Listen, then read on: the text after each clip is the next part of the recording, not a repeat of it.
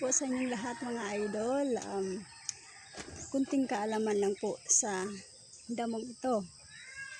So ito pong damong ito ay nasa paligid lang natin. Marami ito dito sa paligid natin guys. So ito po ay hindi ko alam kung anong pangalan nito, no? Pero ito ay may kunti ako alam. Ito ay gamot, mabisang gamot para sa taong nakagat ng ahas.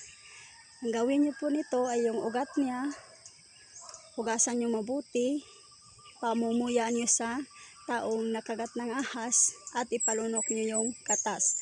So, pagkatapos nun yung sapal niya, sapal ng ugat, itapal niyo sa nakagat sa ahas. O kung hindi na niya kayang nguyain, dikdikin niyo na lang. Dikdikin niyo ang ugat nito, tapos ipainom niyo yung katas. Tapos yung sapal niya, itapal niyo sa sugat na nakagat ng ahas. Yun lang po. Kung sino nakakilala ng damot damong ito, hindi ko kasi alam kung anong pangalan ng damong ito. So kung sinong nakakaalam, marami po ito sa paligid natin at alam na natin kung ano ang kakayanan ng damong ito.